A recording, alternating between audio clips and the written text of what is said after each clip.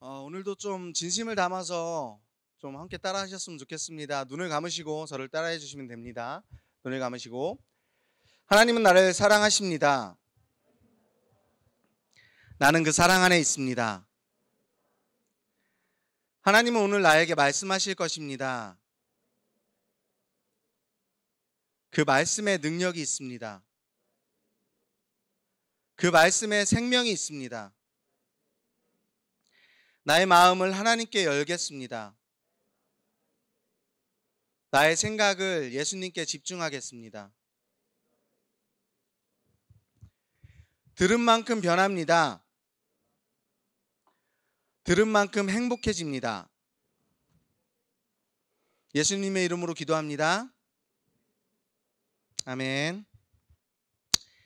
오늘 본문 말씀은 지난주에 GBS를 하셨을 텐데요. 갈라디아서 5장 1절로 12절까지의 말씀입니다. 종의 멍에를 매지 말라라는 제목의 말씀인데요. 사실은 되게 중요한 본문이기 때문에 이 말씀을 그냥 건너뛰고 넘어갈 수가 없어서 이 말씀을 연결해서 하게 됐습니다. 다 찾으시면 저랑 한 절씩 교독하도록 하겠습니다. 찾으신 줄 알고 제가 먼저 읽도록 하겠습니다.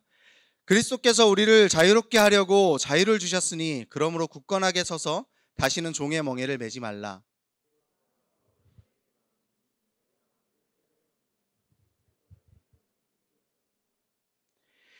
내가 할례를 받는 각 사람에게 다시 증언하노니 그는 율법 전체를 행할 의무를 가진 자라.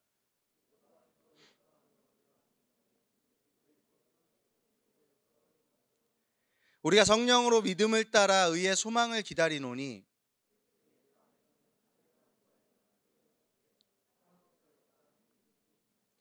너희가 다름질을 잘 하더니 누가 너희를 막아 진리를 순종하지 못하게 하더냐. 적은 누룩이 온 덩이에 퍼지느니라.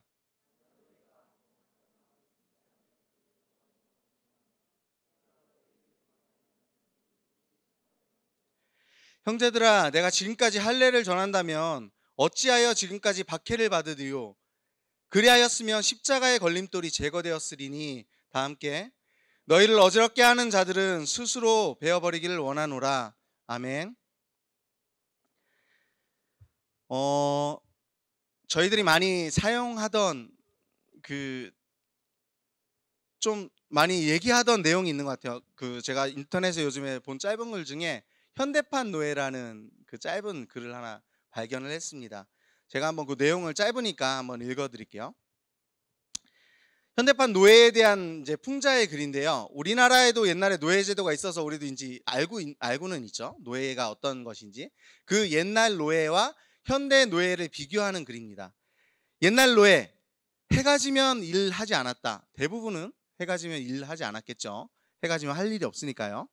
그리고 두 번째, 주인이 결혼시켜주고 살 집도 주고 밥도 주고 생계 걱정 없이 챙겨주었습니다. 그렇죠? 그거에 대한 풍자하고, 그리고 마지막으로 제일 중요한 거, 자신이 노예인 줄 알고 있었습니다. 이게 제일 중요한 내용이에요. 그럼 현대판 노예는 어떠냐? 한번 읽어드릴게요. 해가 져도 일을 한다. 현대판 노예는 야근을 하고 잔업을 하고 일이 워낙 많기 때문에 월급과 상관없이 해가 져도 일하는 사람들이 늘어난 이 시대를 풍자한 거고요. 두 번째, 결혼도 못하고 집도 못 사고 하루하루 생계가 걱정이다. 뭐 옛날에 3포 시대 얘기하다가 지금 뭐 5포 시대 뭐 만포 시대 막 이렇게 얘기하는 것 같은데, 뭐 포기하는 것들이 너무 늘어나는 세대, 그걸 풍자하는 내용인 것 같고요. 마지막 제일 중요한 거 아까 뭐라 그랬죠? 자기가 노예인 줄 안다.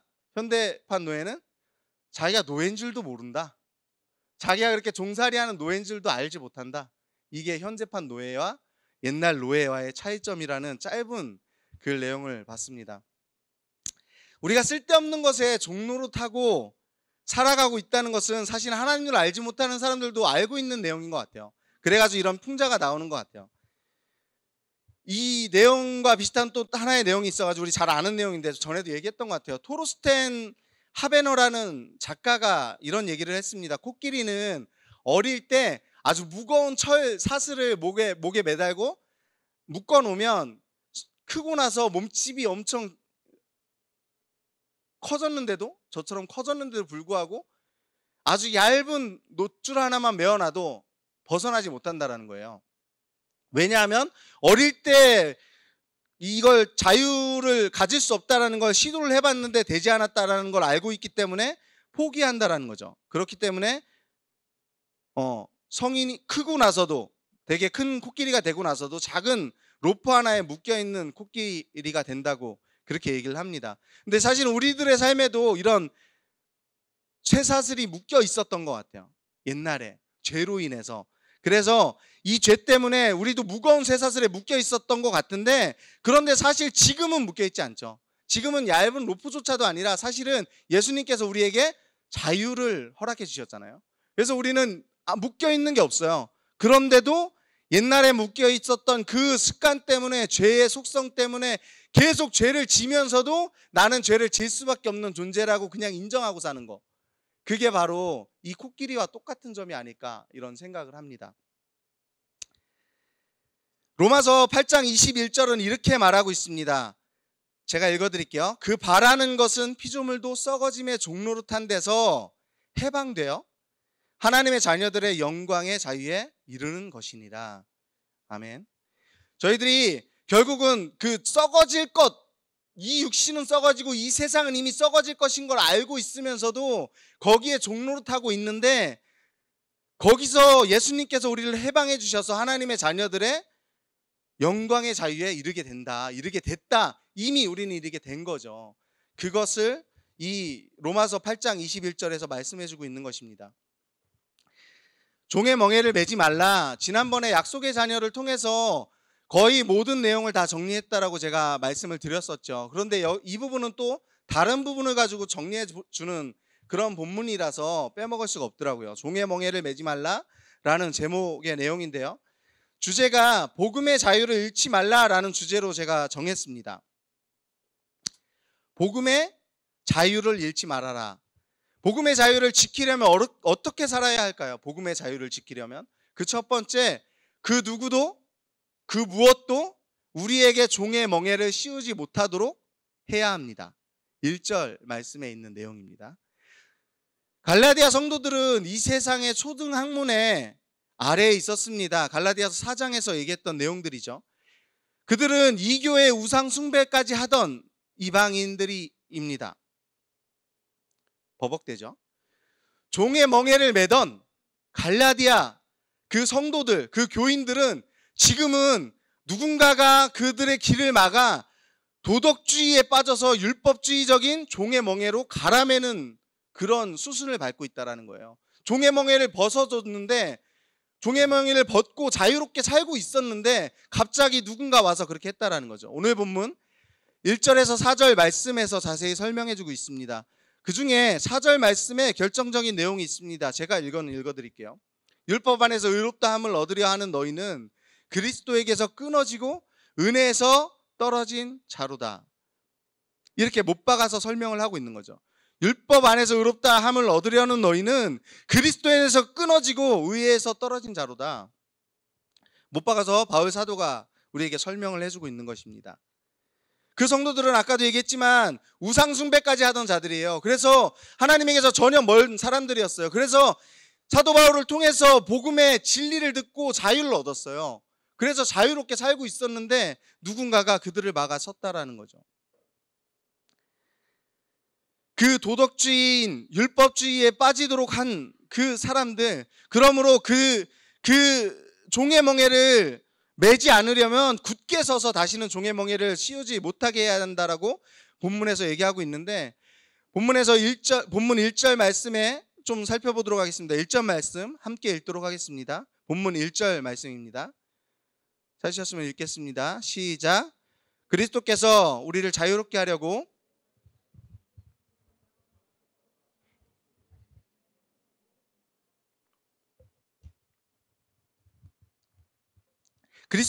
자유롭게 하시려고 자유를 주셨다고 말씀해주고 있죠. 그럼 우리는 어떻게 해야 하느냐? 바로 굳건히 서 있어야 한다고 본문에서 설명을 해주고 있는 겁니다. 우리는 굳건히 서 있어야 한다. 굳건히 서 있어야 하는데 세상에서 우리에게 종의 멍에를 씌우려고 혈안인 거죠. 그 가만히 들어온 그 바리새인들, 그 유대인들처럼, 가만히 들어온 그들처럼 세상에서는 우리에게 다시금 종의 멍에를 씌우려고, 옛날과는 다른, 우상을 숭배하던 그 옛날과는 다른 멍에, 다른 종의 멍에를 씌우려고 우리를 호시탐탐 노리고 있다는 것입니다. 우는 사자와 같이 삼키자를 찾는 그런 모습으로 말이죠. 사랑하는 청년 여러분, 그 누구도, 그 무엇도 다시 우리에게 그 종의 멍에를 씌우지 못하도록 우리가 돌아보고 깨어있는 우리가 되길 소망합니다. 굳건하게 서서 다시는 종에 매지 않는, 종의 멍에를 매지 않는 그런 우리가 되길 진짜 소망합니다. 제가 먼저 번에 말씀드렸죠. 그 멍에랑은 다른 거예요. 이것도 같은 멍에예요. 같은 멍에지만 예수님하고 매는 멍에랑은 다른 멍에예요. 예수님하고 매는 멍에는 가볍고 쉽다고 말씀하셨죠. 예수님이 힘을 써주시니까, 예수님이 대신 져주시니까. 하지만 이 멍에는 다른 멍에입니다. 복음의 자유를 지키려면 어떻게 살아야 할까요? 두 번째 내용입니다. 결정이 난 확신할 소망을 바라보아야 합니다. 본문 5절에서 6절까지의 말씀이 이 내용이고요. 주 안에서 우리가 그렇게 살아야 한다는 것입니다. 바울은 5절에서 갈라디아 교인들에게 의를 이루려고 몸바칠 게 아니라, 너희들이 지금 의를 이루려고 몸바칠 게 아니라, 우리가 계속 그렇게 갈라디아서에서 살펴봤지만 그럴 게 아니라 그냥 의의 소망을 기다리고 있으라라고 말씀하고 있는 거죠. 5절 말씀에서. 오늘 본문 5절 6절 말씀을 함께 읽도록 하겠습니다. 5절에서 6절까지의 말씀입니다. 찾으셨으면 함께 읽겠습니다. 우리가 성령으로 믿음을 따라 의의 소망을 기다리노니 그리스도 예수 안에서는 할례나 무할례나 효력이 없으되 사랑으로서 역사하는 믿음뿐이니라, 이렇게 말씀하고 있습니다.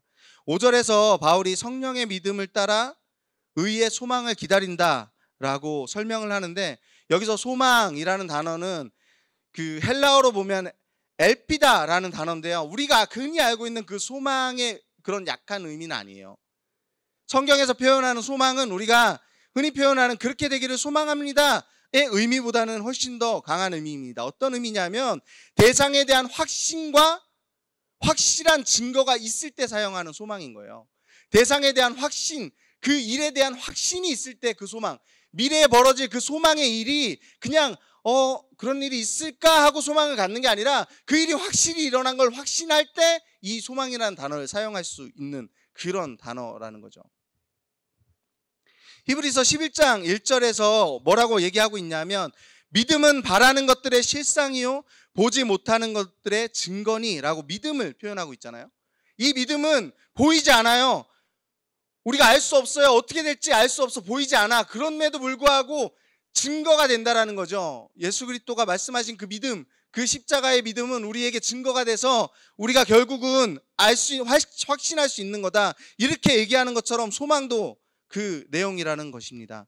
결국 소망의 3뜻을 갈라디아서 5장 5절에서 나타내고 있는데, 바울의 말대로 우리는 이 의를 그냥 기다린다라는 거예요. 이 의를 그냥 기다려야 된다. 우리가 뭘 행위를 통해서 이 의를 만들어가고 찾아가고 쟁취해가는 게 아니라 의를 이미 이루어진 걸로 알고 기다려야 된다라고 얘기한다라는 거죠. 이 의는 기다려야 한다.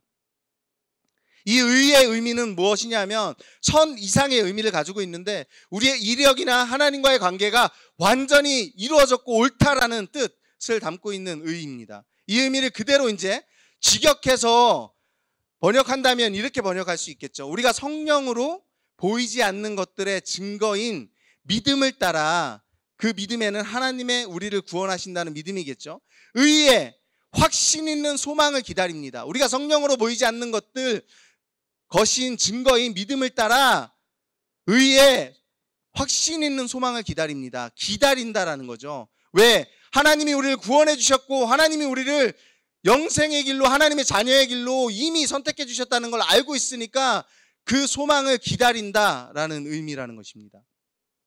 5절에서 우리에게 알려주는 것은 이미 결정난 확신할 소망을 바라보라는 것입니다. 그래서 우리가 지금은 불안하고 어렵고 문제가 생기고 이런 일이 있을 때에도 그 확신할 소망을 지켜 바라보고 있으라고 말하고 있는 거죠. 이미 게임은 끝났다는 것입니다. 역전이 일어날 조금의 가능성도 없다라고 얘기하고 있는 거죠, 성경에서는. 왜냐하면 확신 있는 소망, 신뢰할 수 있는 천지를 창조하신 하나님의 언약, 일 우리가 들었기 때문입니다.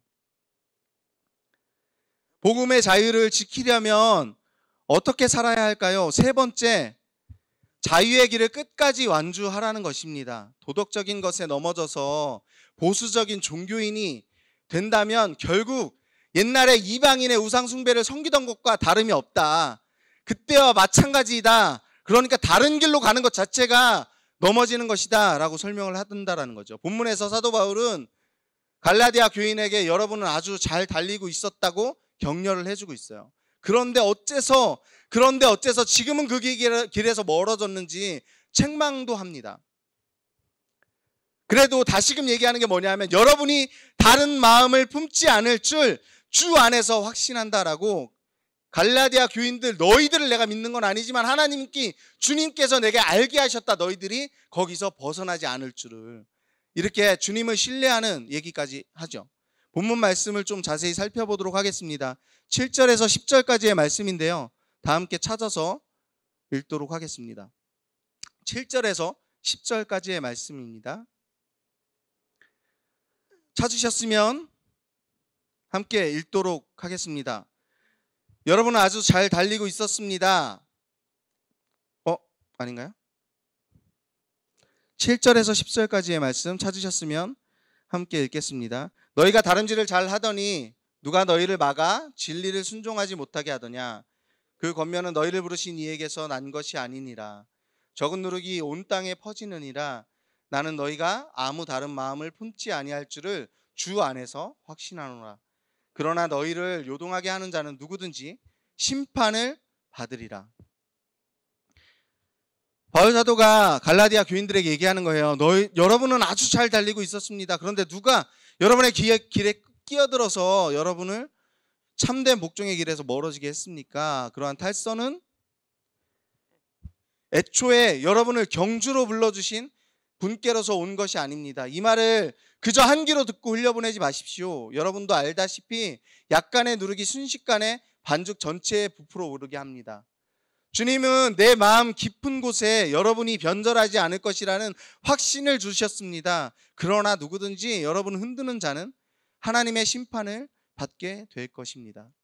메시지 성경입니다. 제가 직역한 게 아니라 메시지 성경. 메시지 성경을 들으니까 더 잘 이해가 되죠. 자유의 길을 아주 잘 달려가고 있던 갈라디아 교인들에게 누군가가 끼어들어서 다른 길로 탈선했다라고 상황을 얘기해 주는 거죠.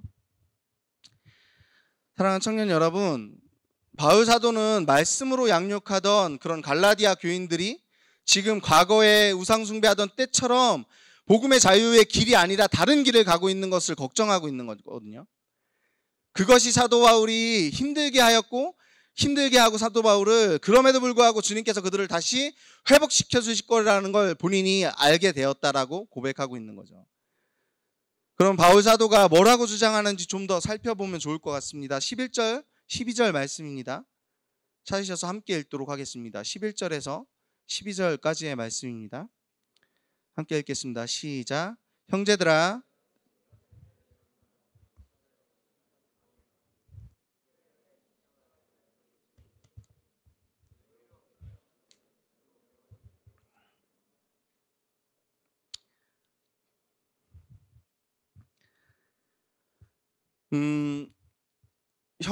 내가 할례를 전한다면 왜 지금까지 박해를 받겠냐? 내가 지금까지 할례만을 전한다면 왜 내가 박해를 받고 있겠냐? 십자가의 걸림돌이 그럼 필요가 없지 않겠냐? 이렇게 얘기를 하는 거죠. 바울 사도가 약간 다혈질적이긴 하잖아요. 성격이 있어요. 성깔 좀 있거든요. 옛날에 봐도 그렇고 믿기 전에 봐도, 그러니까 예수님을 만나기 전도 그렇고 약간 있으시긴 한데, 근데 이렇게 화낸 적은 없어요. 얼마나 화를 심하게 냈냐 하면 약간 엄청 과하게 심하게 내는 상황인 거죠. 이 내용을 제가 메시지 성경으로 한번 읽어드릴게요. 어떻게 화를 내고 있는지. 내가 다메섹의 길에 들어서기 전에 그랬듯이, 내가 그 예수님을 만나기 전에 그랬듯이 지금도 계속해서 할례의 방식을 전하고 있다는 소문은 터무니없는 것입니다. 만일 그렇다면 왜 내가 지금도 박해를 받겠습니까? 내가 그 낡은 메시지를 전하면서 이따금 십자가를 언급한다면 아무도 그것 때문에 기분 상하지 않을 것입니다. 그처럼 물에 물 탄 듯한 메시지는 아무 상관하지 않습니다. 할례에 집착하여 여러분을 선동하는 자들은 아예 끝까지 가서 거세하는 편이 좋겠습니다. 뭔 말인지 이해가세요? 잘 이해 안 가시죠? 할례를 하는데 내가 그 사람들이 얼마나 어떻게 되길 원하냐면 할례를 하다가 아예 그냥 거세를 해버렸으면 좋겠다. 너희들을 지금 다른 길로 가게 하는 그 사람들을 아예 그냥 그렇게 돼버렸으면 좋겠다. 이렇게 지금 화가 머리 끝까지 나 있는 상황인 거예요. 왜? 너희들을 다른 길로 인도하기 때문에. 사랑하는 청년 여러분, 오늘 우리도 처음 하나님을 만났을 때 그러지 않았나요? 내가 죄인이라고. 하나님이 죄인인 나를 구원해 주셔서 너무 감사하다고. 그리고 저 같은 경우는 어땠냐면 세상이 천국 같은 거예요. 그냥 세상이 너무 아름다워 보였어. 처음 하나님을 제대로 만났을 때. 그리고 어땠냐면 교회 안에 있는 모든 사람이 다 천사 같은 거예요. 장로님도 천사 같고 권사님도 천사 같고 다 너무 착한 거예요. 그렇게 보였어요. 그렇게. 그런데 어느 순간부터 내가 말씀을 좀 알고 하나님을 좀 안다고 하는 어느 순간부터 그 사람들이 율법으로 지키지 못하고 살고 있다는 게 보이면 볼수록 자꾸 그 사람들이 정죄가 되는 거예요. 장로님이 왜 저러냐고. 장로님이. 아니 안수 집사님이 이렇게 술 먹고 담배 펴도 돼? 저래도 되는 거야? 아니 권사님이 왜 그러냐고. 우리 권사님 얘기하는 건 아니고요. 권사님이 왜 그러냐고. 이러면서 자꾸 내가 사람들을 바라보면서 율법에 갇혀서 살고 있는, 그렇게 변하고 있는 내가 됐던 것 같아요. 근데 지금 이 갈라디아 교인들에게 그 얘기를 하는 거예요. 너희들이 지금 율법으로 인해서 자유의 멍에를, 종의 멍에를 다시금 메고 있다. 옛날의 방식이 아닌 다른 방식으로.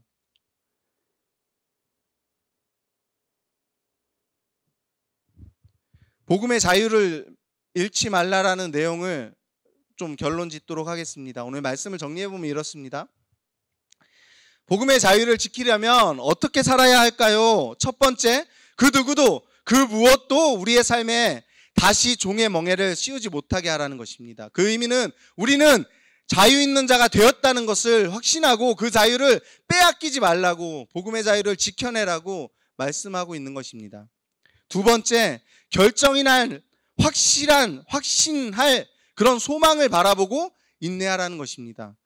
이미 결정 났습니다. 이미 게임 오버 됐어요. 이미 우리가 구원받았고 이미 우리는 하나님의 자녀가 되었다라는 것입니다.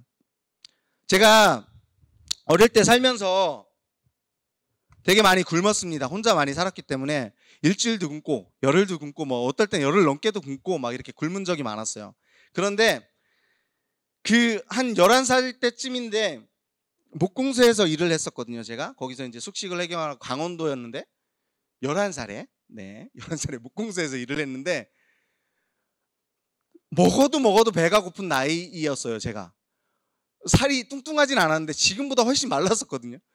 안 믿으시겠지만 어쨌든 뚱뚱하지 않았어요. 근데 먹어도 배가 고픈 나이였어요. 근데 거기서 주는 밥만으로 내가 배가 부르지 않은 거예요. 월급을 받는 것도 아니고, 옛날에는 약간 제가 어릴 때는 기술 배운다고 하면 망치로 맞으면서 월급도 안 받고 그렇게 배울 때거든요. 그때가. 어쨌든 그때 너무 배가 고픈데 매일 굶는 게 내가 너무 처량한 거예요. 너무 배가 고픈 것 자체가 내가 왜 이러고 살고 있나 이런 마음이 들 때가 많았거든요. 근데 회식이 한 달에 한 번이나 두 달에 한 번 있었던 것 같아요. 정확하게 기억은 안 나지만. 근데 그걸 미리 들어요. 뭐 다음 주에 회식한다 뭐 이런 식으로. 그러면 한 주간 내내 행복해요. 똑같이 굶는데 똑같이 많이 못 먹는데 너무 행복한 거예요. 심지어 그 전날부터 굶던지 아니면 그날 아침부터 굶어요. 왜? 저녁에 많이 먹어야 되니까, 회식 때. 그 정도로 행복한 거예요. 제가 뭘 얘기하고 싶냐면 미리 알면 그 결과를 미리 알고 있으면 상황은 달라져요. 그렇잖아요. 내가 회식할 걸 알고 있으면 똑같이 굶는데 지금 내 자신이 철양할 이유가 없어요. 왜? 나는 한 주 있다가 엄청나게 맛있는 고기를 먹을 거거든. 배가 부르게.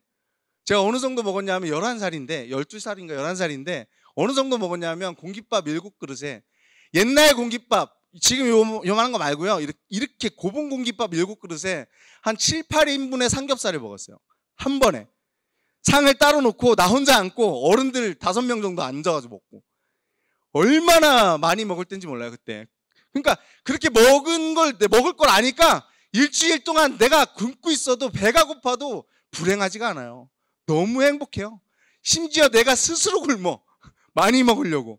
이런 미리 안다면, 내가 어떤 결과가 일어날지 미리 안다면 결과가 달라진다라는 말씀을 드리고 싶은 거예요.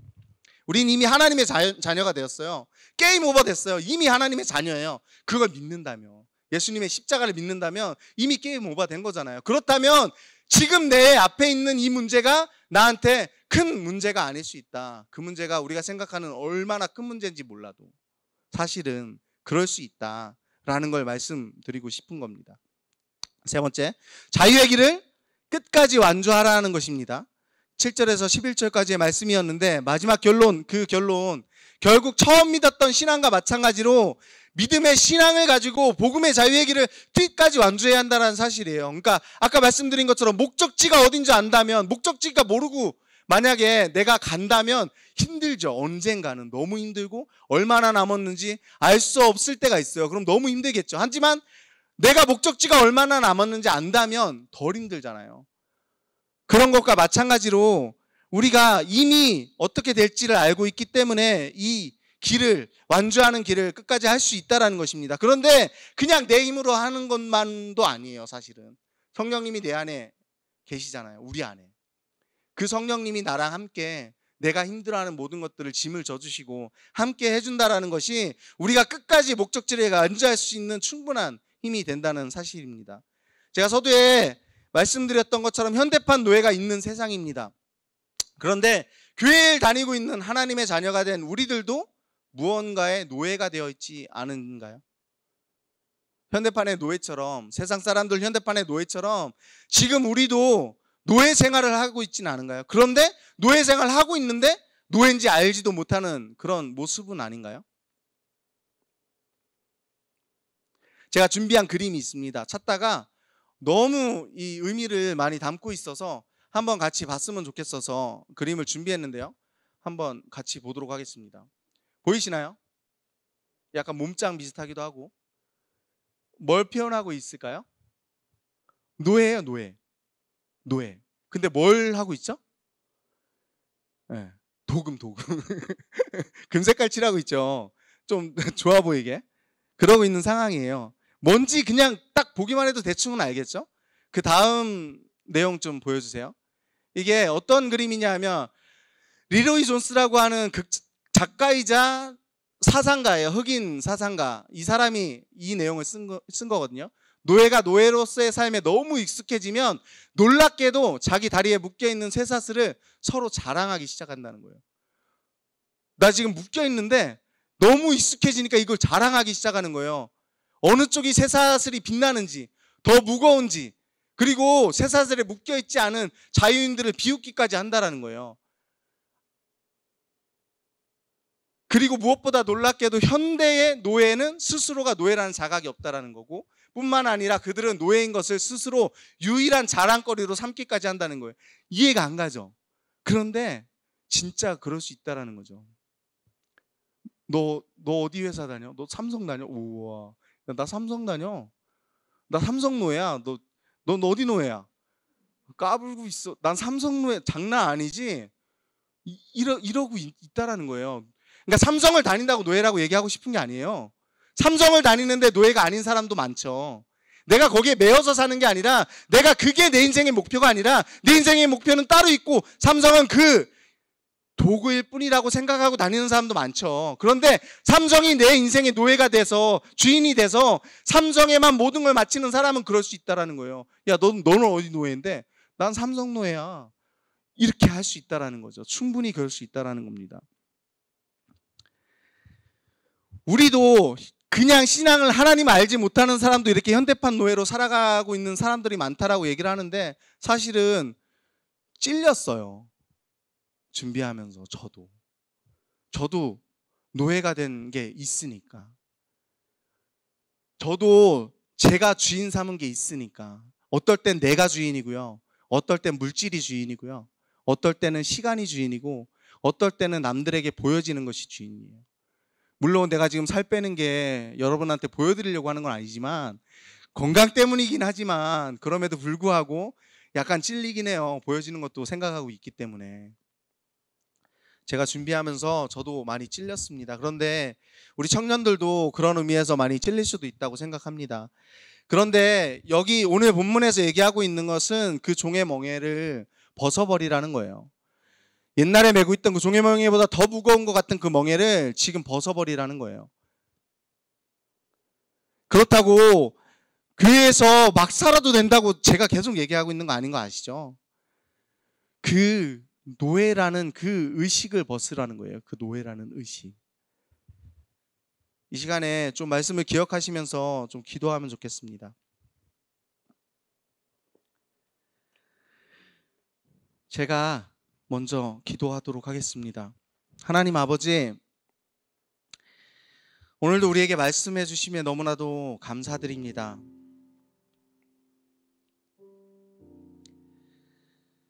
저희들도 혹시 종의 멍에를 메고 살고 있는 시간이 많지는 않은지 사실은 불안한 마음이 생겼습니다. 하나님 알지 못하는 사람들도 현대판 노예 라고 해서 자신이 노예인 줄 알지도 못하고 살아가고 있는 사람들이 많다고 하는데 우리도 물질에 얽매이고 명예에 얽매이고 사람들에게 보여지는 모습 그런 것에 얽매이고 세상을 바꿀 힘도 없으면서 비판하는데 얽매여서 세상을 비판만 하고 있고 나만 즐거우면 된다. 다른 사람은 상관없고 나만 행복하고 즐거우면 된다라고 쾌락의 노예가 되어 있고 사람들을 배려해 준다고 포장하긴 하지만 거짓에 사로잡혀서 하나님이 싫어하는 것들을 위해서 시간을 버리는 그런 자기 만족감에 얽매여 있기도 하고 그 모든 것이 제가 갖고 있는 죄성임을 이 시간 고백합니다.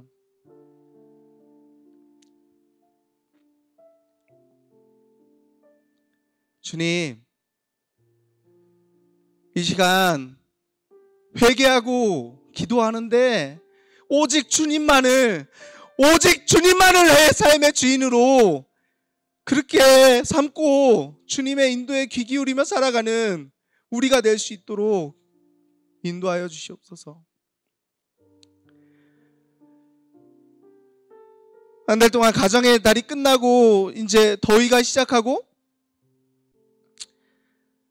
상반기를 마무리하느냐고 회사에서 정말 노예들도 저녁에 일을 잘 안 하는데 그 상반기 마무리한다고 일하고 있는 그런 청년들이 있고 또 기말고사 본다고 심신이 지쳐서 힘들어하는 청년들도 있습니다.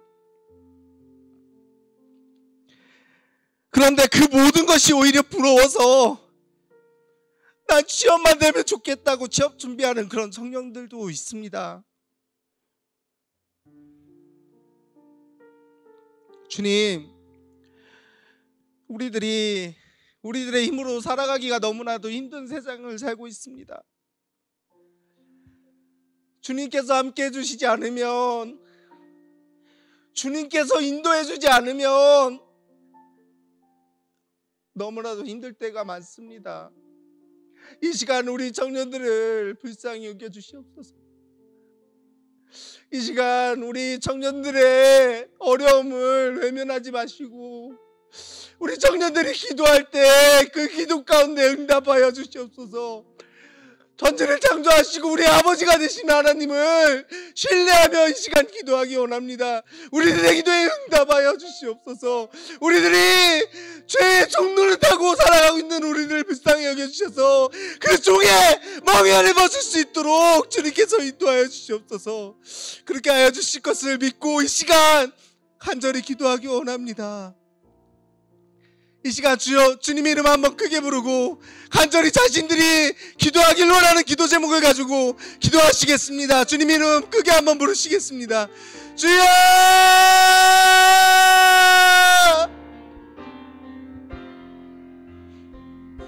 아버지!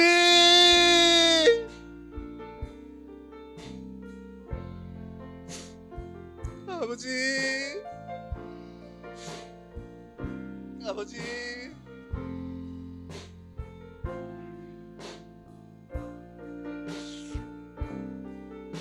우리 청년들이 행복하게 살아가는 시간일 수도 있습니다. 하지만 너무 많은 청년들이 아버지 세상의 가치관에 무너져서 아버지 세상의 방식에 무너져서 아버지 살기 힘들 때가 너무나도 많습니다. 아버지 우리들이 세상을 이기기 원합니다. 우리들이 세상에 담대히 나아가서 아버지 세상에서 부러워하는 그런 하나님의 자녀로 살아가기 원합니다. 아버지 우리를 그렇게 인도하여 주시옵소서. 아버지 우리와 그렇게 함께하여 주시옵소서. 그래서 우리가 세상을 나가서 살아갈 때 아버지 세상에서 부러워하는 하나님의 자녀로 살아갈 수 있도록 아버지 그렇게 우리와 함께하여 주시옵소서. 사랑의 주님 아버지, 우리 청년들이 이 시간 기도하는 모든 기도 가운데 응답하여 주시옵소서. 아버지 각자가 어려운 기도 제목들을 갖고 살아갑니다. 아버지 그 기도 제목을 주님께서 들어주시고 응답하여 주셔서 아버지 우리의 때가 아닐지라도 하나님의 때에 응답받기를 간절히 소망합니다. 아버지 이 시간 우리들이 기도하는 모든 기도 가운데 응답하여 주시옵소서. 아버지 주님이 우리들의 모든 기도를 들으시고 응답하여 주실 걸 의지합니다.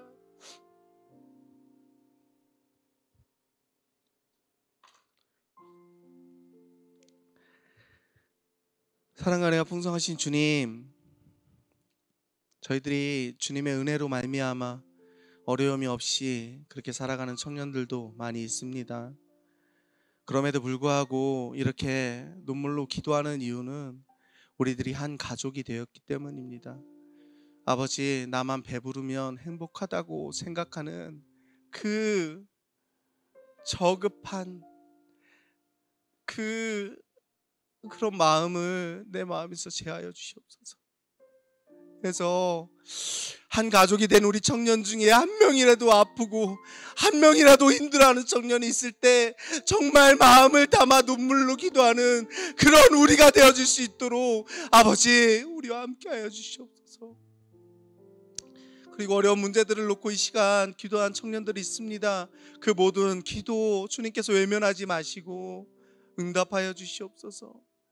주님께서 모든 기도 응답하여 주시고 아버지 우리들의 모든 삶에 선한 목자 되어 주셔서 아버지 우리 아버지 길을 갈 때 우리들의 눈에는 사망의 음침한 골짜기를 지나는 순간이라 할지라도 그 길을 가는 이유가 사망으로 가는 것이 아니라 푸른 초장으로 인도하시는 선한 목자 되시는 주님을 신뢰하는 우리가 되게 하여 주시옵소서. 그렇게 인도해 주시고 지켜주실 주님을 찬양하며 우리의 길과 진리이신 예수님의 이름으로 기도드렸습니다.